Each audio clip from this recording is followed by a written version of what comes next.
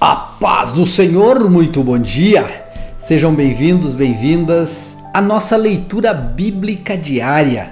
Hoje nós vamos continuar lendo o livro de 2 Samuel e hoje nós vamos ler os capítulos de 11 até o 14. Nós vamos continuar pela história de Davi. E agora vamos entrar numa fase difícil do rei Davi e algo que mudou a vida dele drasticamente e para sempre.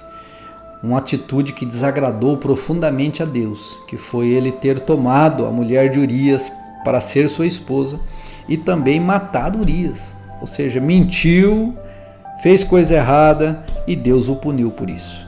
Mas a própria Bíblia diz que Deus o perdoou, mas houve ali uma consequência. Eu peço agora então que o Espírito Santo de Deus fale ao seu coração, que ele te abençoe, que você seja muito abençoado nessa leitura. Em nome do Senhor Jesus. Vamos a ela? Eu não sei se você está lendo a Bíblia com alguém, mas chame alguém para ler junto com você. Lá no final do ano nós vamos emitir um certificado de leitura de toda a Bíblia para você, para quem leu com você, e vai ser uma bênção. Já é o 4º ano que a gente fazemos isso juntos aqui no canal. E eu quero que você faça mais uma vez em nome de Jesus. Amém? Vamos a essa leitura? 2 Samuel capítulo 11. Davi e Batseba. No começo do ano, época em que os reis costumavam ir à guerra, Davi enviou Joabe e as tropas israelitas para lutarem contra os amonitas. Eles destruíram o exército inimigo e cercaram a cidade de Rabá. Mas Davi ficou em Jerusalém. Certa tarde, Davi se levantou da cama depois de seu descanso e foi caminhar pelo terraço do palácio. Enquanto olhava do terraço, reparou numa mulher muito bonita que tomava banho. Davi mandou alguém para descobrir quem era a mulher e lhes disse: vieram com a notícia dizendo: é Batseba, filho de Eliã e esposa de Urias, o hitita. Então Davi enviou mensageiros para que a trouxessem e teve relações com ela. Batseba havia acabado de completar o ritual de purificação depois da menstruação e ela voltou para casa.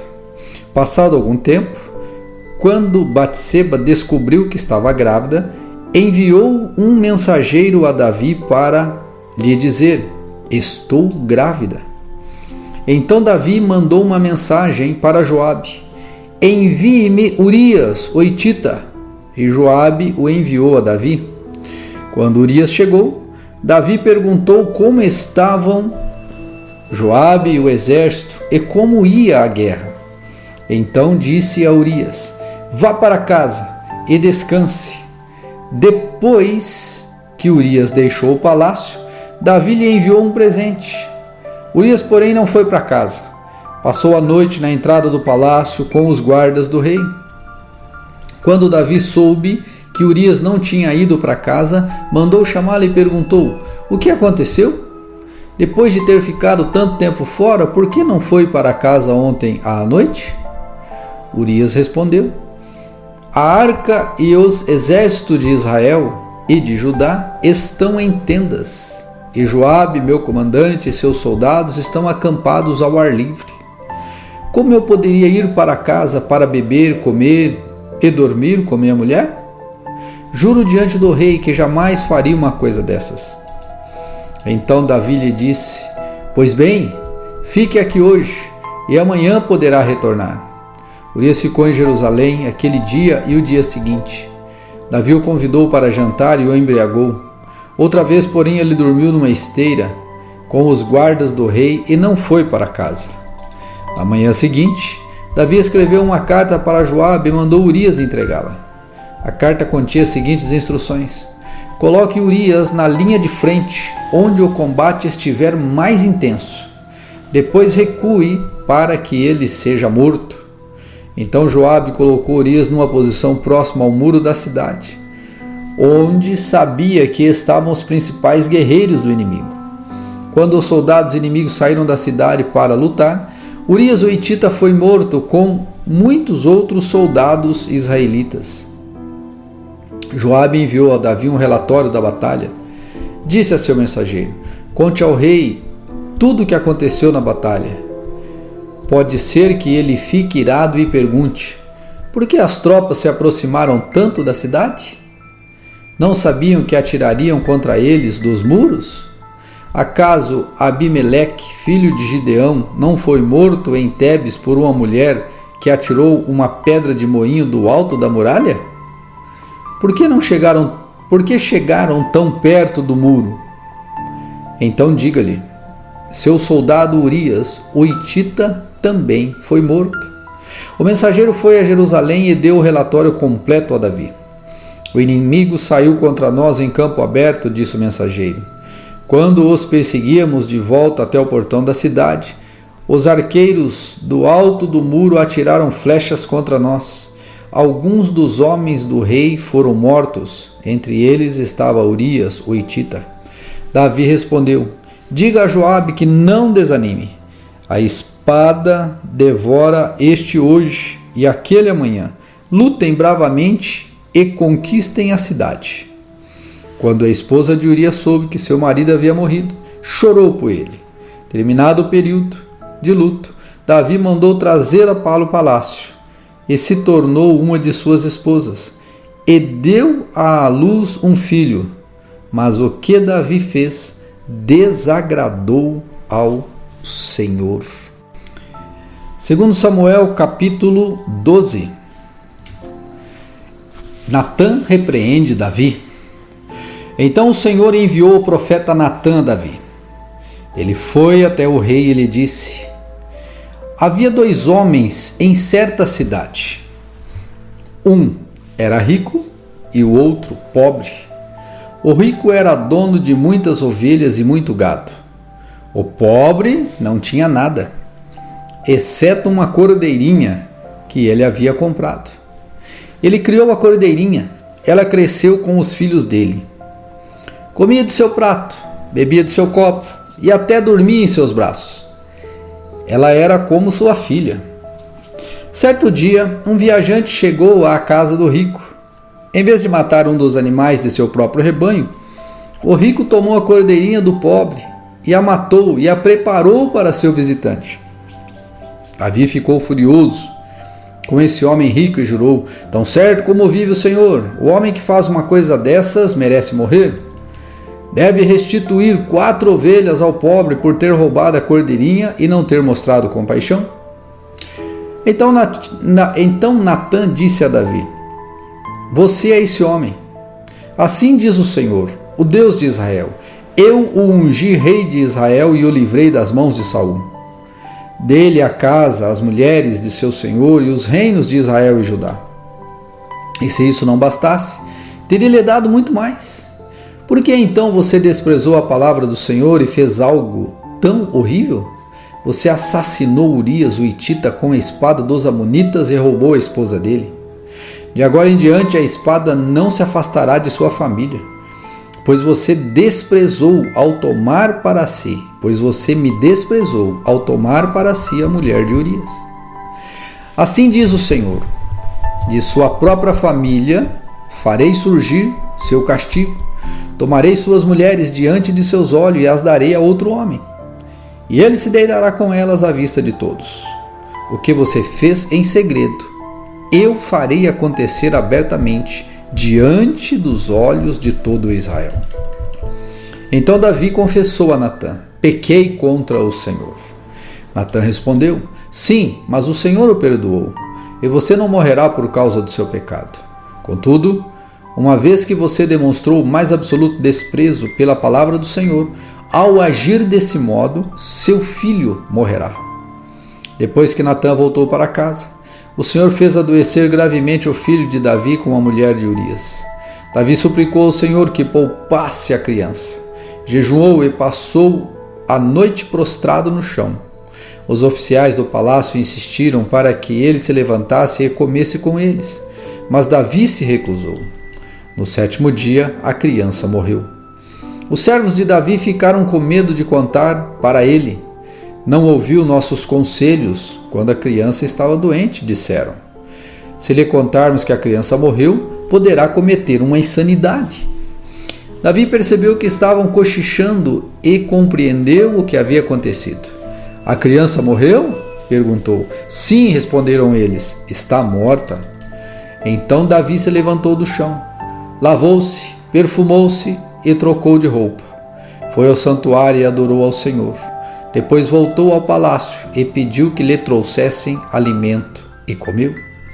Seus servos ficaram perplexos, não o entenderam. Não o entendemos, disseram. Enquanto a criança estava viva, o Senhor chorou e jejuou. Agora que a criança morreu, o Senhor parou de se lamentar e voltou a comer. Então Davi respondeu: enquanto a criança estava viva, jejuei e chorei, pois pensava: quem sabe o Senhor terá compaixão de mim e deixará a criança viver. Mas por que jejuar agora que ela morreu? Poderia eu fazê-la voltar? Um dia irei até ela, mas ela não voltará a mim. Então Davi consolou Batseba, sua mulher, e teve relações com ela. Batseba engravidou e deu à luz a um filho, a quem Davi chamou Salomão. O Senhor amou a criança e enviou uma mensagem por meio do profeta Natã, dizendo que o menino se devia chamar Gededias, conforme o Senhor havia ordenado. Enquanto isso, Joabe continuou a lutar contra Rabá, a cidade de Amon. Tomou a cidade real. Joabe enviou mensageiros a Davi para lhe dizer: lutei contra Rabá e capturei seus reservatórios de água. Traga o restante do exército aqui e conquiste a cidade. De outro modo, eu a tomarei e levarei crédito pela vitória. Então Davi reuniu o restante do exército e foi para Rabá. Eles atacaram a cidade e a conquistaram. Davi removeu a coroa da cabeça do rei e ela foi colocada sobre a sua cabeça. A coroa era feita de ouro, enfeitada de pedras preciosas, e pesava cerca de 35 quilos. Davi tomou grande quantidade de despojos da cidade. Também tornou os habitantes de Rabá seus escravos e os obrigou a trabalhar com serras, picaretas e machados de ferro, e também nos fornos de tijolos. Foi assim que Davi tratou o povo de todas as cidades amonitas. Então ele e todo o exército voltaram para Jerusalém. 2 Samuel capítulo 13. Tamar é violentada. Absalão, filho de Davi, tinha uma irmã muito bonita chamada Tamar. Aminon, o outro filho de Davi, apaixonou-se por ela. Aminon ficou tão obcecado por Tamar que adoeceu. Ela era virgem e Aminon imaginou que seria impossível possuí-la. Contudo, Aminon tinha um amigo muito astuto, seu primo Jonadab. Ele era filho de Simeia, irmão de Davi. Certo dia, Jonadab disse a Amon: qual é o seu problema? Por que o filho do rei parece tão abatido todos os dias?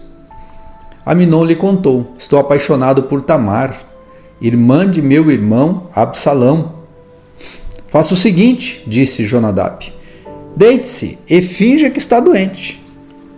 Quando seu pai o visitar, peça-lhe que deixe Tamar vir preparar algo para você comer. Peça que ela prepare o alimento aqui mesmo, para que você a veja e ela o sirva. Então Aminon se deitou, fingiu que estava doente.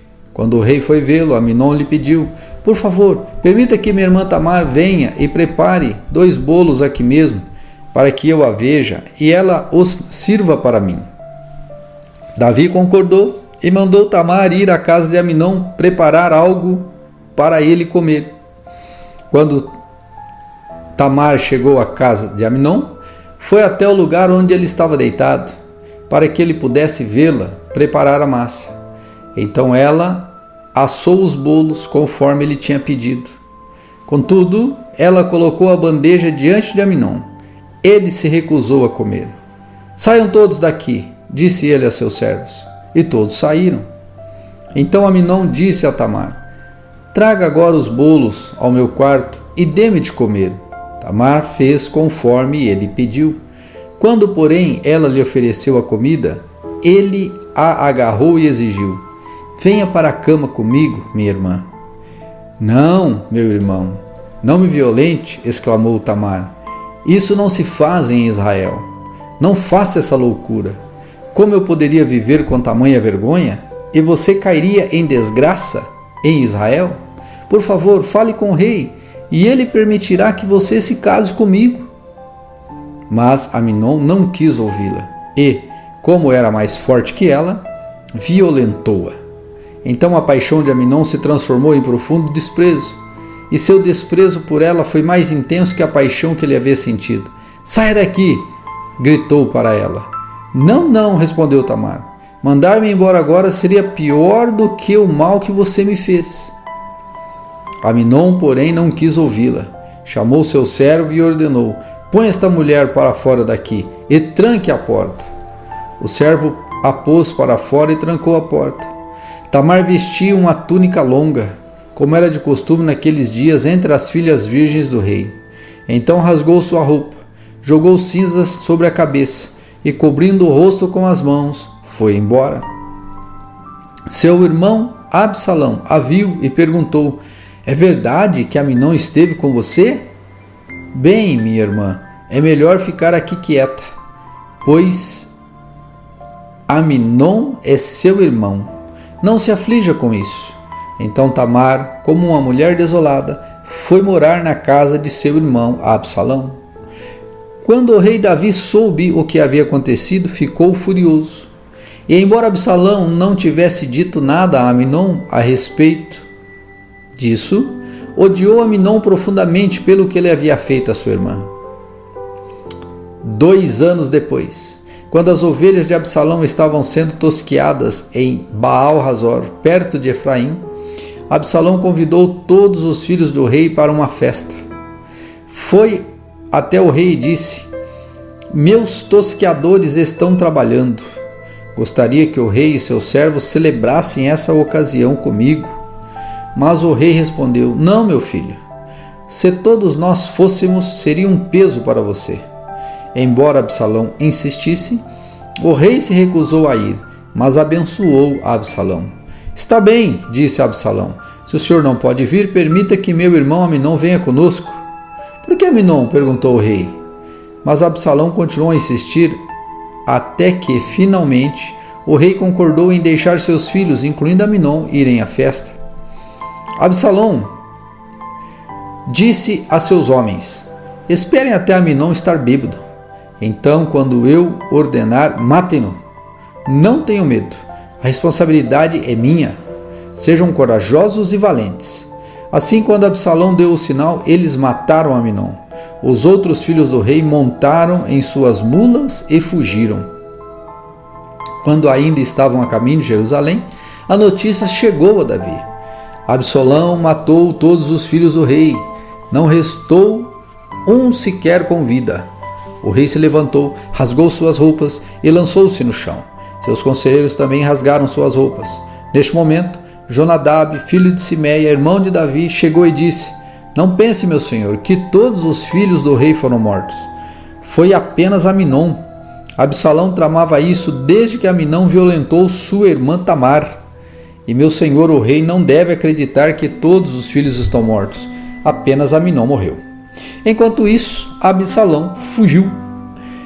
Então a sentinela sobre o muro de Jerusalém viu muita gente descendo o monte pela estrada que vinha do oeste. E Jonadab disse ao rei: veja, lá estão eles. São os filhos do rei voltando como eu tinha dito. Logo eles chegaram, chorando e soluçando.